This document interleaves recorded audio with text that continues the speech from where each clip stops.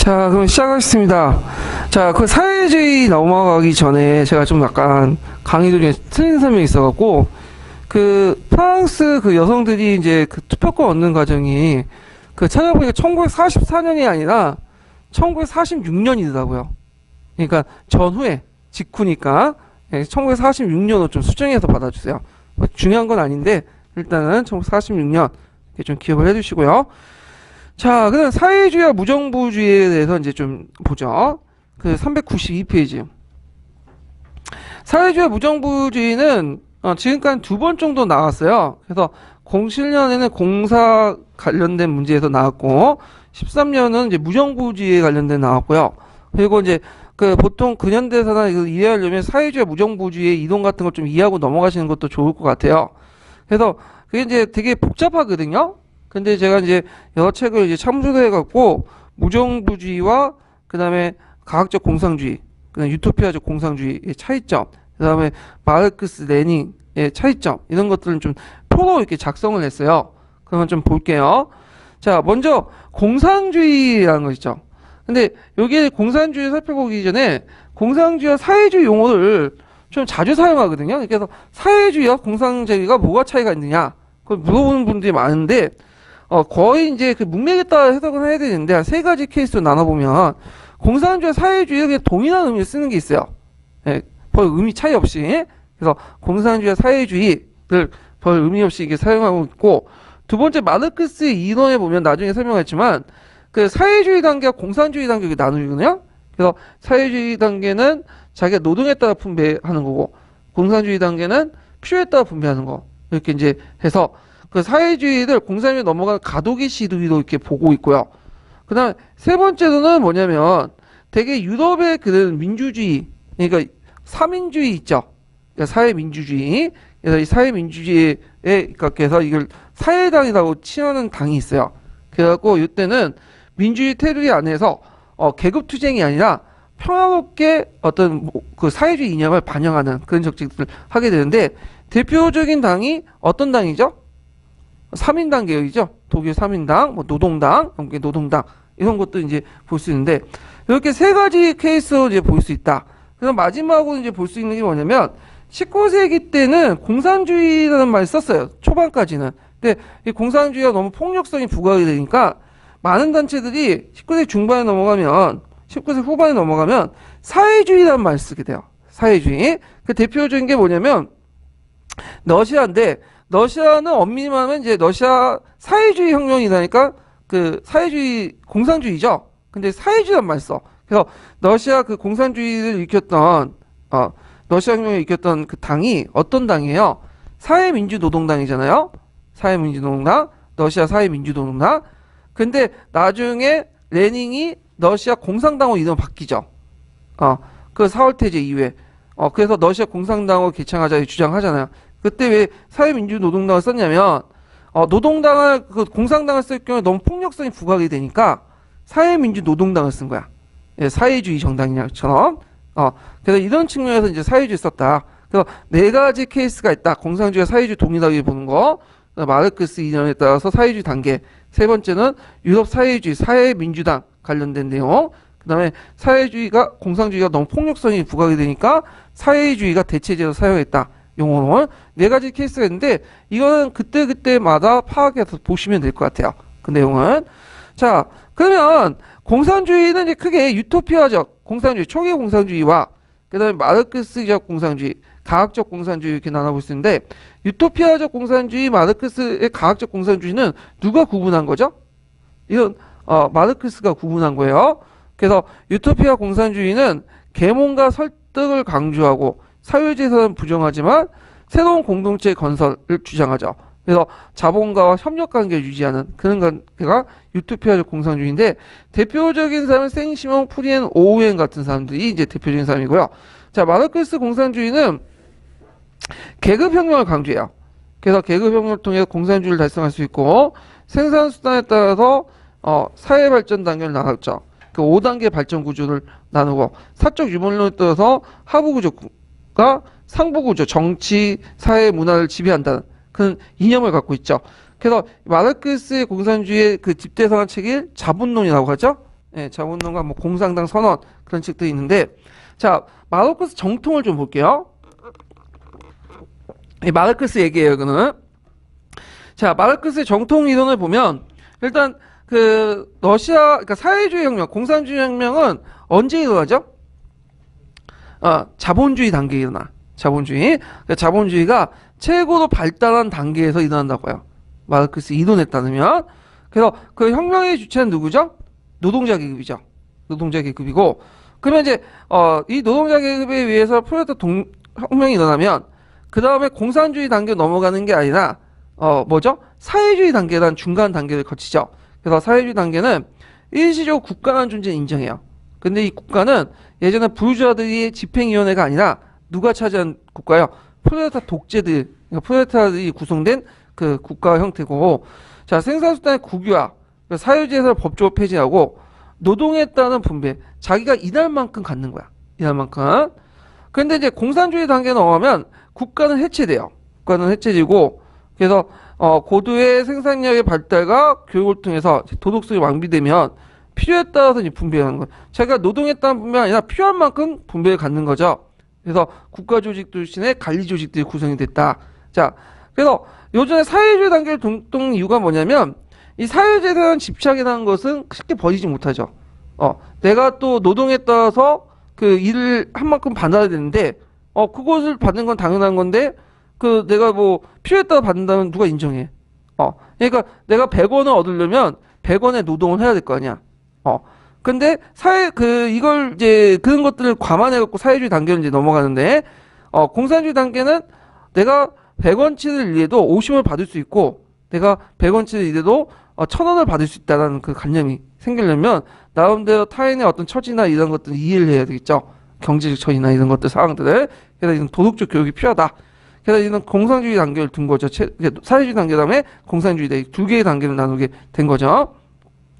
그 혁명 조직은 필요 없어요. 그냥 노동자 계급들이 자발적으로 혁명 봉기를 한다. 특별한 조직이 없는다. 이렇게 이제 있는데, 후에는 이제, 그 노동 조직의 필요성을 느꼈어, 조직에. 근데 구체적으로 명확하게 제시하진 않았어요, 마르크스는. 그래서 마르크스 이론을, 이걸 이제 뭐냐면, 조직 이론과 결합시킨 사람이 누구냐면, 레닌이죠, 레닌. 그래서 마르크스 레닌주의라고 하잖아요. 그러면 러시아를 볼게요. 러시아는 크게 이제 멘세비키와 볼세비키 이렇게 두 개로 나눠요. 맨세비키의 의미는 뭐냐, 소수파. 볼세비키의 의미는 다수파인데, 근데 실제로는 그 맨세비키가 다수고, 볼세비키가 소수파죠. 자, 맨세비키는 이제 그 정통, 그 자본주의 마찬가지로 이 사람은 그 혁명 단계를 자본주의 단계로 봐요. 자본주의. 그래서 지금 러시아는 아직까지는 산업화가 덜 됐기 때문에, 부르주아 부르주아 색들과 계급 연합을 통해서 러시아의 짜르 체제를 뒤엎어야 된다. 이렇게 주장을 했던 사람이고, 근데 이에 반해서 볼세비키는 뭐라고 주장하냐면, 반자본주의 상황에서도 뭐냐면, 사회주의 혁명이 일어날 수 있다.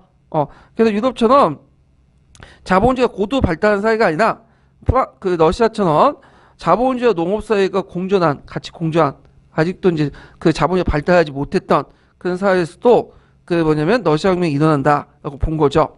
그 다음에 그 혁명의 주체는 맨세비키 노동자가 받고, 이거는 뭐 똑같이 받고요. 혁명의 방법은 이제 볼세비키가 어떻게 생각하냐면 그 도시를 장악하고 농촌을 포위하는 거죠. 도시를 장악해서 농촌을 확대시키는 방법이죠. 왜냐하면 그 당시 농촌은 너무 무지했다. 그래서 예전에 그 나르니키 운동, 보나르드 운동 있죠? 그걸 볼 수 있듯이 나르니크가 거기 뭐 그 농촌에 가도 계몽시키고 농촌을 위해서 일을 해도 농민들이 짜도 숭배 사상이 있기 때문에 신고를 해버리는 거야. 그래서 농민들에 대한 어떤 불신감이 되게 강해요. 그래서 이 노동자들 소비에트 중심에 뭐냐면 그 혁명을 일으킨다. 그래서 농촌을 도시를 먼저 장악하고 농촌을 확대시키는, 제가 말을 잘못했네요. 예, 도시를 장악하고 농촌을 확대시키는 방법을 했는데, 이에 반해 못했던 건 다르죠. 혁명의 주체 노동자보다는 뭘로 받죠? 농민을 받고, 거꾸로 소비에트를 농촌에 만들고 농촌을 장악한다는 뭐죠? 도시를 장악하는 그 방법이죠. 그거는 그 당시 이제 중국이라는 나라가 예전에 농민 반란들이 많았잖아요. 그러니까 농민들이 되게 혁명성 있어. 그런 측면에서 반봉건성이 있고, 그런 측면에서 이제 뭐냐면 계급의 주체가 좀 달랐다. 자, 그 다음에 이제 거기 보면 또 볼세비키와 맨세비키의 차이점이 뭐냐면 그 혁명 조직이 또 달라요. 거기 보면 맨세비키는 대중적인 조직을 강조했죠. 근데 그 볼세비키는 전위 조직을 강조해요. 전위 조직. 전위 조직은 뭐냐면 먼저 모든 사람을 다 혁명 주체에 참여한 게 아니라 일부 의식화된 그 혁명가들, 혁명가들을 키운 다음에 이 혁명가들이 직업적 혁명가들이 그 노동자단 전위 조직을 이용해 갖고 혁명을 일으켜야 된다. 그래서 볼세비키 혁명의 특징이 뭐냐면 극소수의 인원을 가지고 혁명을 일으켰어. 그러니까 러시아의 전체가 많이 동의하에 일으킨 게 아니라 그 극소수의 소비에트라는 그 혁명하는 의식 분자들 있죠. 혁명가들과 그 밑에 있었던 그 충신한 그 소비에트 정사들 한 20만 정도의 노동자들이 봉기를 해갖고 일으켰던 혁명이 볼세비키 혁명이야. 그래서 전위 조직 이론을 되게 강조한다. 그래서 예전에 마르크스와 볼세비키 차이점을 물어본 게 있거든요. 두 가지 쓰려면 어떻게 써야 돼요? 첫 번째로는 러시아 볼세비키는 대개 혁명 단계를 반자본주의 하에서도 일어날 수 있다. 자본주의가 완전히 형성되지 않은 단계에서 일어날 수 있다고 주장한 반면에 맨세비키는 지금은 그 자본주의 혁명 단계다. 이렇게 본 거죠. 러시아 상황을. 그 다음에 부르주아 협력에서 자본주의 혁명이 익힌 다음에 그 다음에 뭐죠? 공산주의 혁명이 익힌다. 2단계 혁명론을 주장해요. 2단계. 그 다음에 그 혁명 조직에서도 대중적 조직을 강조하죠. 근데 볼세비키는 전위 조직을 강조한다. 직업적 혁명가들이 중시한 조직이 필요하다. 이 전위 조직 같은 걸 강조한다. 그래서 레닌 같은 경우에는 조직 이론이 상당히 발달됐어요. 그래서 마르크스는 이론가인데 만해서 레닌은 실천가야. 행동가고. 이게 좀 차이가 있죠. 자, 그 다음에 여기에서 이제 또 볼 게 뭐냐면 이제 국가 존재 사회주의에서는 비슷해요. 마르크스나 레닌이나 이제 모 대통령을 보면 혁명의 장기화, 세계화를 위해서는 국가는 존재를 인정하죠. 국가의 필요하고 생산 기구의 국유화, 토지의 집단화 이런 것들을 마르크스 의견하고 동일하지만 전략적 초기 때 사회주의에서 일부를 인정하는 게 특징이다. 그래서 모 대통령 같은 경우에도 그 볼세가 똑같죠. 자본주의가 완전히 성숙되지 않는 단계에서도 사회주의가 일어날 수 있다 이렇게 있고, 근데 다만 다른 것은 뭐예요? 계급이죠. 계급. 계급이 농민, 노동자가 아닌 농민으로 보고 있고, 대중적 조직이 아니라 이제 이것도 레닌과 똑같이 전위 조직 강조하고 있고요. 자, 이런 식으로 해갖고 이제 마르크스, 그다음에 러시아 맨세비키, 볼세비키 모태통의 좀 차이점을 살펴봤어요. 그래서 예전에 한번 맨세비키 조직하고 몬세비키 차이점 물어봤으니까 그거 좀 기억을 해두시고요. 그 다음에 이제 무정부주의인데 이 무정부주의는 그 앞에 있는 마르크스주의처럼 사회발전단계나 혁명 시기의 단계를 개념을 없어. 체계적인 이론이 없고 여기 혁명의 주체 계급을 안 보고 뭘 보죠? 민중을 보죠. 민중. 자, 민중의 의미는 뭐예요? 민중의 의미는 초계급이죠. 그래서 그 당시 이제 자본주의를 타파하는 모든 그 계층을 민중이라 보죠. 그래서 민중들이 자발적으로 직접 혁명을 통해서 자본주의 체제를 타파할 수 있다. 그래서 민중의 직접 혁명론을 주장하죠. 그래서 앞에 전 시간에 이제 신채호가 민중의 직접 혁명론 있죠. 그 얘기가 신채호가 처음 주장한 게 아니에요. 이미 마르크스 무정부주의에 있는 내용이에요. 그 다음에 국가의 존재와 사회주의에서 보면 국가의 존재를 부정하죠. 왜냐하면 국가라는 것은 개인의 자유를 억압하는 존재이기 때문에 부정하고, 그래서 자본주의와 사회주의 극복한 공동체 건설을 주장하고 사유재산 폐지, 생산수단 공동 소유 이런 것들이 있는데, 그래서 무정부주의는 크게 이제 주 내용이 두 가지로 나눌 수 있어요. 하나는 개인의 자유를 타파하기 위해서는 폭력을 사용해야 된다. 그런 주장이 있고, 그 대표적인 사람이 누구예요? 바쿠니 같은 사람이죠. 그 다음에 또 하나는 개인의 자유를 좀 효율적으로 극대화시키기 위해서 새로운 공동체를 건설해야 된다. 그래서 이렇게 이제 그 주장하는 사람이 있는데 이 두 가지 흐름이 있다. 이렇게 기억을 해두시면 돼요. 그래서 우리나라 같은 경우에는 이 무정부주의가 독립운동가에도 큰 영향을 줘요. 특히 이 무정부주의는 6.25의 대동사상하고 비슷하거든요. 그래갖고 그 당시 김홍봉이나 신채호 그런 사람들도 이 무정부주의자로서 활동을 했어요. 물론 기본적으로 이들도 민족주의자들이에요. 근데 뭘 선택한 거죠? 이념적으로 무정부주의를 선택했다. 이렇게 이제 보시면 되죠. 그 다음에 그 외에도 이제 볼세비키 사상이 나중에 일국사회주의하고 그 다음에 트로키의 국제사회주의 연구혁명론이었는데, 이거는 뭐냐면 이제 스탈린과 트로츠키는 앙숙이죠, 이 사람은. 그래서 나중에 트로츠키가 이제 스탈린에게 이제 암살당하는데, 스탈린은 일국 사회주의에 뭘 주장하냐면, 그 혁명을 굳건히 하기 위해서는 혁명의 그 본고지인 러시아의 사회주의를 먼저 완성시켜야 된다는 거야. 러시아를 먼저 사회주의를 완전히 완성을 시켜야지만, 그 다음에 세계적으로 이걸 기반으로 해갖고, 사회주의를 확산시킬 수 있다. 이렇게 주장한 거야. 근데 이 트로츠키의 국제사회주의는 뭐냐면, 러시아뿐만 아니라 뭐죠? 다른 나라도 같이 사회주의 시킨다. 그래야지, 뭐냐면 혁명이 연구가 된다. 왜냐, 러시아만 사회주의를 계속 강조할 경우, 다른 나라 무시할 경우에는, 러시아만 국제적으로 고립되고, 결국엔 장기적으로 뭐냐면, 러시아의 사회주의는 파멸될 수밖에 없다. 그래서 그 당시 트로츠키는 러시아뿐만 아니라 다른 나라도 같이 사회주의 시키자 이런 식의 이제 주장을 하게 된 거죠. 그래서 이런 일국 사회주의와 국제 사회주의 대립 뭐 이런 것도 이제 볼 수가 있고요. 자, 그러면 러시아를 볼게요. 러시아 이제 사회주의 정당들을 예전에 한번 시험문이 나왔기 때문에 좀 얘기를 할 필요 있는데, 자, 러시아 사회주의 정당들은 크게 그 세 개가 있어요. 뭐가 입헌민주당인데, 그 입헌민주당 사회주의 정당은 이제 아니고, 이제 이건 제가 말 잘못했는데, 이건 자유주의 정당이죠. 예, 이거는 부르주아 중심의 정당이고요. 그 다음에 사회주의 정당은 사회혁명당하고 러시아 사회민주당, 민주노동당이 있는데, 사회혁명당은 예전에 분화도 운동의 세력도 있죠. 이런 세력들이 이제 있고, 주로 인민주의자들로 출신으로 구성되어 있다. 이렇게 좀 기억을 해주세요. 그래서 마르크스 이론을 받아들였지만, 마르크스 이론을 원칙적으로 받아들인 건 아니고, 이 슬라브주의에 입각해갖고 러시아 특유의 상황을 입각해갖고 받아들였다. 그래서 이 러시아의 그 사회혁명가는 도시 노동자를 강조하지 않아요. 어디 강조해요? 농촌 농민들을 강조하죠. 미르기라는 조직을 강조하고, 예, 사회혁명당이 있고, 그래서 이 사회혁명당은 농민들에게 인기가 좀 있었어. 농민들에게.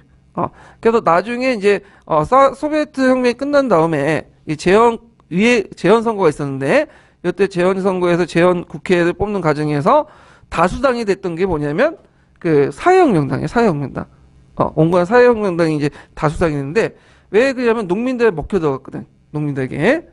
그러니까 이제 볼세비키는 그 당시 몇 분의 1만 얻었죠? 4분의 1밖에 못 얻었죠? 재헌 국회에서. 그러니까 이제 국회 가지고는 뭐냐면 안 되겠다. 국회 해체시켰죠. 그래서 뭘 중심으로 개편한 거야? 권력구조를. 소비에트. 그래서 소비에트 연방공화국이 된 거잖아요. 소련이 된 거죠. 네. 그래서 그 당시 그 볼세비키 입장 볼 때는 농민들은 진짜 무식하고 게으르고 의식도 없는 사람이야. 그러니까 그 무조건 1번 찍는 사람들 있죠? 그런 거 비슷하게 생각한 거야. 그러니까 이런 사람들 그 대상으로 똑같이 통등한 그 어떤 그 선거권을 주고 국회의원 뽑고 그래갖고 선거를 한다? 유럽식 민주주의 말도 안 된다는 거죠. 의식하고 의식하고 나름대로 이제 볼세비키를 지지하는 그런 노동자 계층을 중심으로 소비에트를 만들어가지고 이 소비에트를 중심으로 권력기구를 삽질하는 것이 그 당시 볼세비키의 생각이에요. 예. 자, 뭐 이렇게 보고 그 다음에 이제 러시아 사회민주당 있죠. 사회민주노동당은 1898년에 만들어졌어요. 내가 이거 예전에 일정 연수에서 문제 낸 걸 틀렸는데, 그때 일정 연수가 무슨 문제였냐면 사회혁명당과 러시아 사회민주노동당은 20세기 때 만들어졌다. 그래서 내가 이걸 맞다고 했거든요. 틀렸어요. 20세기 때 만들어진 게 아니라 1898년에 만들었어. 그러니까 19세기죠. 19세기. 이런 그 개 같은 문제를 내가지고 무슨 중요한 건 안 되고 맨날 이런 거네요. 하여튼. 자, 하여튼 이 당시 마르크스를 이제 사당을 수용하고 그 혁명 방법론을 둘러싸고 맨세비크와 볼세비크가 분열됐는데, 이때 분열될 때 이 다수파는 어디였냐? 볼세비키였어요. 그리고 소수파는 어디냐면 맨세비키야. 그래서 다수의 의미가 된 게 볼세비키가 된 거고, 소수의 의미가 된 게 맨세비키죠. 근데 실질적으로 다수파는 누구예요? 맨세비키예요. 그리고 볼세비키는 소수파예요. 그때 이제 그 대의원 수에서 좀 볼세비키가 좀 다수를 차지해서 그렇게 명칭이 붙여진 거예요. 자, 맨세비키는 마르도프를 중심으로 해서 부르주아 혁명을 지향해요. 그러니까 2단계 발전론을 주장해요. 2단계 혁명론. 2단계 혁명론은 뭐냐? 이건 그 사회혁명자도 똑같이 주장하는데, 먼저 뭘 주장하죠? 아직까지 자본주의가 발달하지 못했기 때문에 부르주아 세력이 주체를 해가고 부르주아 혁명을 하고, 그 다음에 공산주의 혁명을 나가자. 그러니까 아직은 부르주아 혁명 단계다 이렇게 주장해요. 근데 이에 반해 볼셰비키 같은 경우에는 아니다. 자본주의가 발달하지 않는 국가에서도 충분히 그 혁명이 필요하다. 프롤레타 혁명을 지향을 하고, 그다음에 아까 얘기한 것처럼 소수정예, 전위 조직, 혁명적 직업적 그 혁명가들을 중심으로 해갖고 이런 그 소수정예 직업 혁명가를 정당을 추구하죠. 이런 것들이 맨세비키와 볼셰비키의 차이점이에요. 꼭 외워두세요. 예전 기출문에 나왔던 거니까. 자, 그 다음에 뒤에 넘어가서 무정부주의를 보죠. 무정부주의. 무정부주의도 12년 기출문에 나왔던 거예요. 그래서 나올 가능성이 좀 많은데, 요때 이 무정부의 아나키즘이라고 하죠. 여기에 정부라는 것은 뭐냐? 정부를 없앤다. 이런 뜻인데, 글자 그대로는. 근데 이때 정부는 일종의 메타포죠. 은유죠. 뭘 은유하고 있을까? 개인의 개인의 자유를 억압하는 모든 존재들을 무정부주의라고 한 거예요. 무정부주의. 예. 그래서 거기에는 정부뿐만 아니라 군대, 제국주의도 속할 수 있고, 학교, 경찰, 이거 다 속하죠. 왜냐면 학교도 엄밀히 말하면 그 학생들 입장 올 때는 뭐예요? 자신의 그 자유를 지금 억압하는 존재 아니야. 그럼 당연히 타파야죠. 그래서 개인의 어떤 권리나 자유를 억압하는 것들 타파하는 그런 주제가 무정부주의. 그래서 무정부주의와 사회주의는 동일한 점도 있어요. 사회자는 폐지하고 생산 기구들 공유하고 그런 것도 있지만 실제로 다른 사상이에요. 이 무정부주의하고 사회주의는. 자, 그래서 이 특징은 모든 권위를 부정한다. 그래서 국가 권력이 억압된 경찰, 군대, 관료, 법원 이런 것들을 주장하고, 그래서 여기에 포함된 제국주의도 뭐냐면 포함되죠. 그래서 예전에 김홍봉이나 이런 사람들이 일제 타도를 외쳤던 건 뭐냐면, 일제가 조선민족의 어떤 민중들의 어떤 개인적 권리들 방해했기 때문에, 억압하기 때문에 당연히 이들도 타도의 대상이 되는 거죠.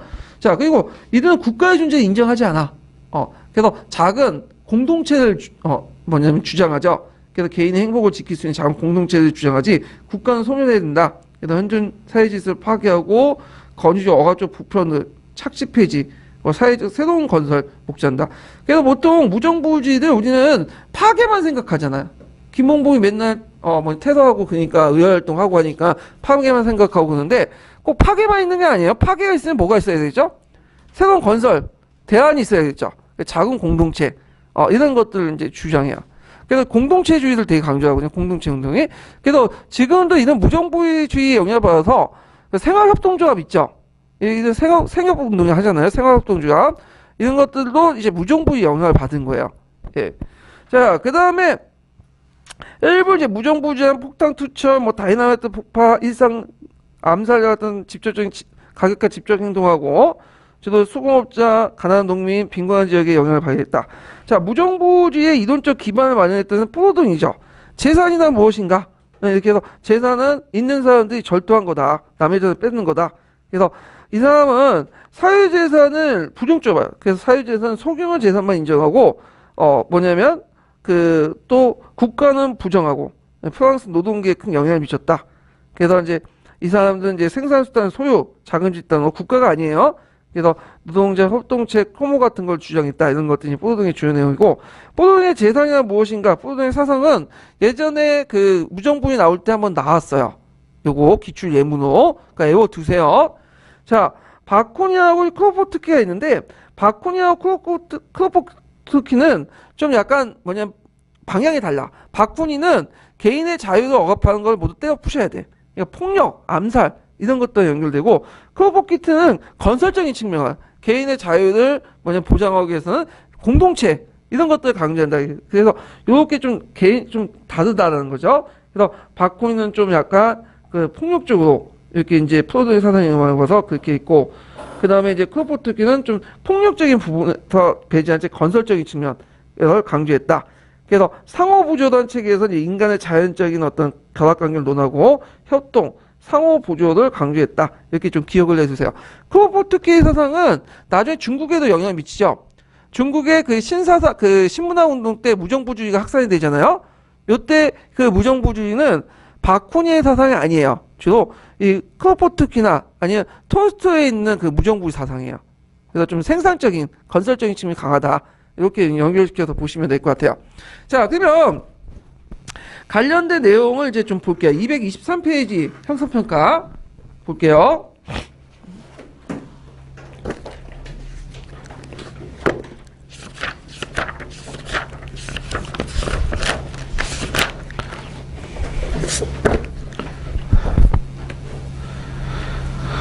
22페이지, 23페이지 22번.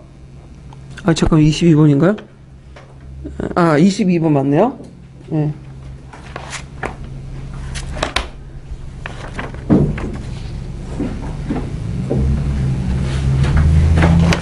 이게 자, 다음 기획관 이엔이 주장하는 내용을 서술해보고 마르크스가 가라고 했던 이유를 기획관 이엔 같은 인물들의 주장과 대비해서 그 두 줄 이내로 서술해보시오. 자, 생시어 프리에는 어떤 사람이에요? 초기 사회주의자, 유토피아적 사회주의자죠. 그래서 여기 생시모는 이제 사회 모든 제도와 가난한 사람들의 생활 개선을 목표로 했고, 그 다음에 프리에는 그 사회재산의 제도와 생활을 부정하고, 현존 사회 제도와 생활을 부정하고 이상적인 공동체 건설을 제안했고요. 결혼의 폐지, 성의 완전한 자유, 철저한 여성 해방, 이렇게 했는데 있고 가는 뭐가 있까요? 이거는 가는 요 사람들은 이제 그 가해 사회주의죠. 이걸 뭐라고 하죠? 공산적 사회주의라고 하죠. 근데 이에 반해서 이제 그 마르크스는 다음에 뭐죠?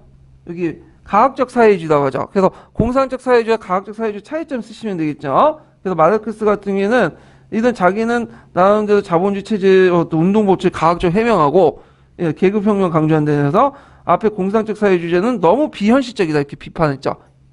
이런 내용들. 자, 그래서 이제 가학적 공산적 사회주의 뭐 이렇게 차이점 기억을 해두시고, 자, 그 다음에 코미테넘을 볼게요. 코미테넘.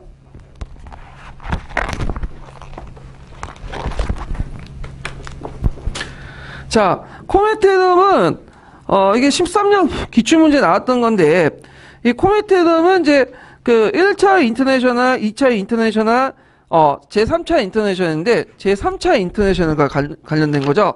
그래서 그 앞에 이제 1, 2차 인터내셔널이 있었어요. 그래서 1, 2차 인터내셔널은 그 내부 그 자기끼리 싸움 때문에 해체가 됐어.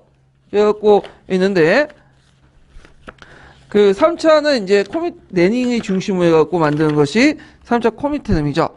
자, 이 3차 코미테넘은 내닝이 창설했고요. 그래서 내닝은 러시아 혁명을 세계혁명 한 부분을 인식하고 전 세계의 프롤레타리아 혁명을 촉구하기 위해서 그 당시 그 창설했다. 그래서 이 내닝의 그 사회주의 그 코미테넘 창설 의도는 트로츠키의 영구혁명론하고 비슷하다고 보시면 돼요. 예. 그래서 목적은 사회적 인터내셔널, 그 앞에 제2 인터내셔널이 있었는데 이런 것들을 재건을 방지하고, 왜냐면 이 인터내셔널 문제점이 뭐냐, 수정주의자들이 많아. 수정주의는 뭐냐면 그 마르크스의 이념을 직접적으로 영향을 받지 않고 계급혁명 부정하고 사회주의 이념을 내세우지만 어떤 의회주의 틀 안에서만 하자는 논리거든요. 그래서 나중에 이 인터내셔널이 왜 깨졌냐, 1차 세계대전이 일어나니까 이때는 어떻게 해요? 민족보다는 뭘 내세우죠? 이제 계급보다는 민족이 우선이다 하면서 그때 참여했던 사회주의자 다 1차 세계대전에 참여해 버렸어. 그래서 깨지게 된 거죠. 하여튼 이런 것들 재건을 방지하고 전 세계 공산당의 힘을 통합하고 세계혁명을 실현하기 위해서 했다. 그래서 이제 그 청계선에서 호진 여러 민족의 자결관, 신민지, 반신민지 해방을 주장하고, 그 다음에 이 코미테는 철저히 소련의 외교 정책이 반영이 됐다는 거죠. 그래갖고 이제 이런 것들 코미테는 지시에 따라서 여러 사회주의 국가들이나 공산주의 국가들이 어떤 뭐냐면 그 지시를 받게 되고, 일단 사회주의와 공산주의 국가들이 사회당과 공산당을 만드려면 누구의 인정을 받아야 돼요? 코미테의 인정을 받아야 돼. 그래서 코미테는 인정을 안 해주면 성립이 안 되는 거야. 그러니까 코미테는 일종의 큰 형님이 되고 지도자가 되고 그 밑에 이제 당은 그 공산주의 정당이나 사회주의 정당은 그 지도에 따라야 되는 거죠. 그래서 그 우리나라 같은 경우는 러시아 이 코미테의 어떤 지시에 따라서 조선공산당이나 뭐 이런 것들 행동 방향이 다 달라져요. 그게 이제 신간에서 볼 수 있잖아요. 자, 코미테는 여러 대회 중에 이제 요 번째 우리나라하고 관련된 게 2차 대회죠. 그래서 이제 2차 대회에서는 소련의 방식을 선택을 하고 코미테는 집행위원 명령을 복종해라. 그래서 각국 공산의 간섭을 권리를 명시하고 모스크바 승인을 받아야 되고, 그 다음에 코미테 밖에 공산당 활동을 모두 금지시키죠. 그리고 세계 공산주의 이해관계, 소련의 이해관계 일치시키죠. 그러니까 소련의 이해관계가 세계 공산주의 이해관계예요. 소련의 외교 정책을 토구했고, 그 다음 3번은 좀 기억을 해두셔야겠죠. 자, 민족과 식민지 문화에 관한 태제. 여기는 피압방 민족의 독립투쟁을 약속하면서 그리고 그 당시에 그 아시아 지역에서 활동했던 사회주의 세력들, 공산주의 세력들 누구하고 손을 잡으라는 거예요? 좀 개량된 민족주의 세력들과 손을 잡아라. 이렇게 명령을 내잖아요, 지시를. 그래갖고 우리나라에서는 뭐가 결성이 된 거죠? 신간회가 결성되고, 예? 저기 보안 관계자인데 이거 몇 시까지 대란 시간이 됩니까? 여기요? 네. 5시인데 5시 좀 더 쓰면 안 돼요? 좀 넘었어요, 그래요? 예. 나가야 돼요? 그렇죠. 애들 불을 다 되기 때문에. 예. 제가 보안 관계자라. 예, 그러면 요거만 하고 그냥 할게요. 예. 자, 하여튼, 빨리 나가야 되니까. 자, 신간의 창설하고 관련돼 있고, 제1차 국공합작하고 관련돼 있잖아요. 저번날 시간에 얘기한 것처럼. 서로 다 연결돼 있어요. 그래서 있고, 그 다음에 우리나라 또 관련된 게 뭐냐면, 이제, 그 7차죠. 7차 코미테는 그때 반파쇼 연합이 형성되죠. 무솔리니와 히틀러를 대항하기 위해서. 그래서 제2차 국공합작과 관련돼 있고, 그 다음에 프랑스 인민전선이 있어요. 좌우파, 내각 구성이었던 인민전선이 있고, 스페인이나. 그 다음에 30년대 좌우합작 운동에도 영향을 주죠. 이런 것들은 이제 연결돼 있다. 그래서 코미테는 지침 사항에 따라서 우리나라 역사에도 상당히 연결돼 있다. 좀 기억을 해보시면 될 것 같아요. 근데 그 2차 세계대전 도중에 코미테는 해산이 돼요. 왜 해산이 되냐면, 그날 소련이 미국하고 손을 잡고 이제 영국하고 손을 잡고 이제 독일하고 이제 싸우고 있는데, 이 코미테는 공산주의 기관 아니에요. 거기 또 전 세계적인 기관이고. 그러니까 미국과 영국이 싫어해. 그러다 보니까 그 당시 이제 독일 대 소련 공격이 이제 받고는 국번 해체해봤죠. 왜냐면 소련의 일정 때는 독일과 싸우려면 누구의 지원이 필요해요? 영국과 미국이 지원을 받는데 이 코미테를 계속 놔두고는 얘들이 안 지원해 줄 것 같으니까 그냥 해체시켜버린 거야. 1943년에. 그래서 코미테는 이제 역사상 없어졌게 됐다, 역사적으로. 이렇게 이제 기억을 해두시면 돼요. 지금 빨리 나가라고 하니까 좀 나가줘야 되겠네요. 예. 다음 내일은 러시아 운명 할게요. 오늘 수고하셨습니다.